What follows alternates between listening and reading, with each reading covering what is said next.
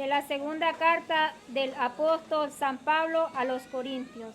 Hermanos, hasta el día de hoy, siempre que se leen los libros de Moisés, un velo está puesto sobre el corazón de los israelitas. Pero cuando se conviertan al Señor, se les quitará el velo, porque el Señor es espíritu, y donde está el espíritu del Señor, hay libertad. En cambio, nosotros, que con el rostro cubierto reflejamos la gloria del Señor como un espejo, nos vamos transformando en su imagen cada vez más gloriosa, conforme la acción del Espíritu del Señor. Por esto, encargados por misericordia de Dios, del ministerio de la predicación, no fallecemos y ni nuestros evangelios permanecen. Vélalo. Eso es solamente para los que se pierden, pues por su incredulidad el Dios de este mundo les ha cegado el entendimiento, para que no vean el resplandor glorioso del Evangelio de Cristo, que es imagen de Dios, porque no nos predicamos a nosotros mismos, sino a Jesucristo, el Señor, y nos presentamos como servidores de ustedes por Jesús, pues el mismo Dios que dijo, brille la luz en medio de las tinieblas, es el que ha hecho brillar su luz en nuestros corazones, para dar a conocer el resplandor de la gloria de Dios, que se manifiesta en el rostro de Cristo. Palabra de Dios. Te alabamos, Señor. La gloria del Señor habitará en la tierra. La gloria del Señor habitará en la tierra. Escucharé las palabras del Señor, palabras de paz para su pueblo santo. Está ya cerca nuestra salvación, y la gloria del Señor habitará en la tierra. La gloria del Señor habitará en la tierra. La misericordia y la verdad se encontraron, la justicia y la paz se besaron. La fidelidad brotó en la tierra, y la justicia vino al cielo. La gloria del Señor habitará en la tierra. Cuando el Señor nos muestre su bondad, nuestra tierra producirá su fruto. La justicia le abrirá camino al Señor e irá siguiendo sus pisadas. La gloria del Señor habitará en la tierra.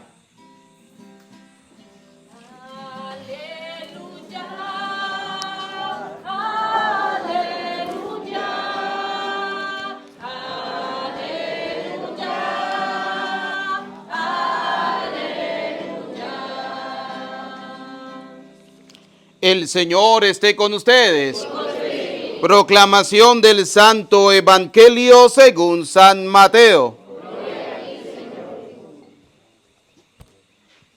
En aquel tiempo Jesús dijo a sus discípulos: les aseguro que si su justicia no es mayor que la de los escribas y fariseos, ciertamente no entrarán ustedes en el reino de los cielos. ¿Han oído ustedes que se dijo a los antiguos: no matarás, y el que mate será llevado ante el tribunal? Pero yo les digo, todo el que se enoje con su hermano será llevado ante el tribunal. El que insulte a su hermano será llevado ante el tribunal supremo, y el que lo desprecie será llevado al fuego del lugar de castigo. Por lo tanto, si cuando vas a poner tu ofrenda sobre el altar, te acuerdas allí mismo de que tu hermano tiene alguna queja contra ti, deja tu ofrenda junto al altar y ve primero a reconciliarte con tu hermano, y vuelve luego a presentar tu ofrenda. Arréglate pronto con tu adversario mientras vas con él por el camino, no sea que te entregue al juez, el juez al policía y te metan a la cárcel.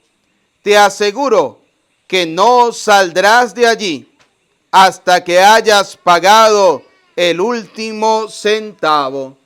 Palabra del Señor. Gloria a ti, Señor Jesús. Repitan conmigo, ven Espíritu Santo, llénanos de tu luz, llénanos de tu amor, llénanos de tu sabiduría, para que podamos interpretar tu palabra. Amén. Pueden sentarse. Sean bienvenidos, queridos hermanos, a la celebración de la Eucaristía de este día. Fíjense, hoy el Evangelio de San Mateo nos dice algo interesante. Dice, les aseguro que si su justicia no es mayor que la de los escribas y fariseos, ciertamente no entrarán ustedes, ¿dónde? Ahora, la pregunta es, ¿cómo es la justicia de los escribas y de los fariseos? Fácil y sencilla. La del Antiguo Testamento, ¿se acuerdan? La ley la que llaman la ley del talión del Antiguo Testamento. Ojo por ojo, diente por diente. Si me la hace, yo se la hago, ¿sí? Y tranquilo, pollo, que en la bajadita lo agarro, ¿sí? O sea, fíjense lo que dice el Señor. ¿Y por qué esto? Porque el Señor hoy nos quiere dar a nosotros una enseñanza tan sencilla como es que debemos tener en nuestra vida la capacidad de amar y de perdonar. Porque si nosotros no amamos y no perdonamos, estamos haciendo exactamente lo que hace mucha gente en el mundo. Mucha gente en el mundo hace exactamente eso. Si me la hace, me la cobro. Si me hace del mal, yo te hago del mal. Entonces, no estamos haciendo las cosas distintas. Por eso hoy el Señor nos dice que nosotros debemos tener una justicia mayor. ¿Y esto qué significa? Tener en nuestras vidas la acción del Espíritu Santo. Fíjense lo que dice la primera lectura, ¿no? Por estos, dice, en cambio nosotros que con el rostro descubierto reflejamos la gloria del Señor como un espejo, nos vamos transformando en su imagen cada vez más gloriosa conforme a la acción de ¿quién? O sea, nosotros nos vamos transformando en imagen de Cristo gracias a la acción de ¿quién? ¿Del Espíritu? A ver, hablen duro que yo no como gente. ¿A la acción de quién? Muy bien, entonces fíjense algo. Si usted hace del mal, ¿tiene usted la acción del Espíritu Santo? No. Está haciendo como los fariseos, hipócritas, mentirosos, como lo llama el Evangelio, raza de víboras, sepulcro blanqueado, etcétera, etcétera, etcétera. ¿Sí? Estamos haciendo como los escribas, que no creemos en la resurrección, ni nada, ni los saduceos, ni nada de eso. ¿Sí? Entonces, para usted poder entrar al reino de los cielos, debe hacer siempre del bien. Y para poder hacer del bien, debe tener en su corazón la acción del Espíritu Santo. Dice la palabra de Dios. ¿De qué habla la boca del hombre?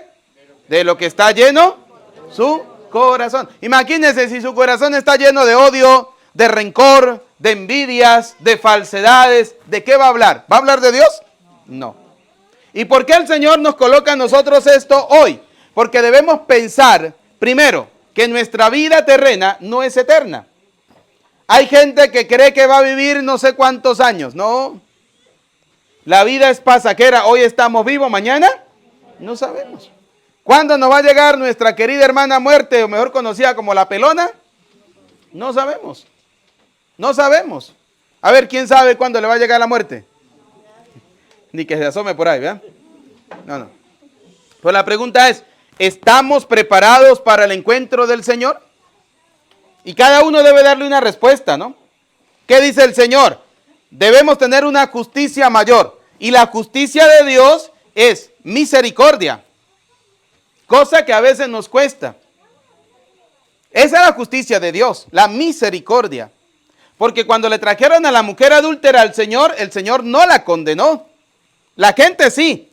Los vagos esos sinvergüenza la agarraron y trajeron piedra. Ellos creían más santo que los demás, como muchos. ¿Sí? Que van a hablar del otro y no se dan cuenta que cargan atrás un sacado de piedra, ¿sí? De falsedades, de mentiras, de todo ese tipo de cosas.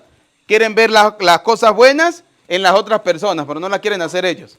Y así pasa muchas veces. Y entonces, cuando el Señor se dio cuenta que eran puros falsos, mentirosos, hipócritas los que trajeron a esa pobre mujer, que ellos ni siquiera sabían por qué se había metido a esa profesión. ¿Qué sabían ellos si esa era su manera de trabajar, de ganarse el pan de cada día, porque era discriminada por la sociedad? Aquí el único que conoce nuestra vida es Jesús. Jesús sabe por dónde pasamos, qué hacemos, cómo lo hacemos y por qué lo hacemos. Ese es el único que nos puede condenar y juzgar. Y Dios no nos condena. ¿Qué le hizo el Dios a la mujer adúltera? Le dijo, ¿quién te condena? Y ella, ¿qué le dijo? Nadie, Señor. ¿Y qué le dijo Dios? Pues yo tampoco te condeno. Si es Jesús no hubiera aparecido, no hubiera estado, si esta gente no le hubiese llevado a esta mujer donde Jesús, la terminan apedreando. Por eso el Señor hoy nos dice, nuestra justicia debe ser mayor. Primero, en misericordia. Debemos ser misericordiosos. ¿Por qué? Porque la misericordia es una llave que nos abre la puerta del reino de los cielos. Segundo, la caridad. La caridad es una llave que abre las puertas del reino de los cielos. La pregunta es, ¿cómo hacemos la caridad? ¿Cómo la ejercemos? ¿Somos caritativos? La caridad es el reflejo del amor de Dios. Y la pregunta es, ¿la hacemos? ¿Cómo es nuestra justicia en la caridad? La justicia de Dios es misericordia. La justicia de Dios es caridad. La justicia de Dios es perdón. ¿Y cómo nos cuesta a veces perdonar? Hay gente que se viene a confesar y dicen, Padre, es que yo perdono, pero no olvido. Ese de que yo lo agarro. ¿A qué vino entonces? O sea, está tomando la justicia de Dios por tus manos. Deja que sea Dios el justo juez, que le da a cada quien lo que le corresponde. Actúa como Dios. Deje que sea Dios el que perdone. La justicia de Dios, ¿cuál es? Amar. ¿Cómo nos cuesta amar al vecino, al amigo, a la otra persona? ¿Cómo nos cuesta amar a los pobres, a los necesitados? Es difícil, cuesta mucho. Pero esa es la justicia de Dios. Por eso el Señor hoy nos hace la invitación a cada uno de nosotros a que primero hagamos un examen de nuestra conciencia. Primero, debemos tomar conciencia de que nuestra vida es pasajera. Nuestra vida terrena es pasajera. Que hoy estamos, que mañana no sabemos. Segundo, que debemos dejar que la acción del Espíritu Santo que hemos recibido. A ver, ¿cuándo hemos recibido nosotros el Espíritu Santo? ¿En el sacramento del? ¿Y en el sacramento de la? ¿Y los que están casados en el sacramento del? Recibimos la acción del Espíritu Santo. Dejemos que ese Espíritu Santo haga vida en cada uno de nosotros. Que podamos nosotros reflejar el amor de Dios. Usted imagina cuando a uno le dicen, Padre, es que yo no voy a la iglesia porque la vieja fulano de tal es chimbosa. ¿Sí? Mi pregunta es, ¿esa señora refleja el Espíritu Santo de Dios? No. Y va a misa y comulga, que es lo más interesante, ¿no? ¿Qué dice el Señor en la primera lectura? Dejemos que el Espíritu Santo haga que nosotros reflejemos en nuestra vida el rostro de ¿quién? De Dios. Esa es la caridad de Dios, esa es la bondad de Dios. Y yo creo que soy de los que siempre pienso, los difuntos hacen milagros. ¿Cuál es el milagro que hacen los fieles difuntos cuando celebramos la misa por ellos? Que mucha gente toma un momento, un espacio para ir a escuchar la palabra de Dios. Pero también es una invitación a que nos demos cuenta que nuestra vida sin Dios es nada. Nuestra vida sin Dios es conducida directamente a la muerte. Y no solo la muerte terrena, sino la muerte eterna. La muerte eterna. Por eso ustedes y yo hoy debemos dejar que el amor de Dios se refleje en nuestra vida. Fíjense lo que decía la primera lectura. Nos vamos transformando en su imagen cada vez más gloriosa conforme a la acción del Espíritu Santo. Conforme a la acción del Espíritu Santo. Ahora, esa acción del Espíritu Santo, ¿qué nos dice? Que nosotros, antes de colocar en el altar de Dios la ofrenda, ¿qué tenemos que hacer? ¿Reconciliarnos con quién? ¿Con Dios o con nuestros hermanos? A ver, vamos a leérselos, ¿no? A ver, dice el Señor.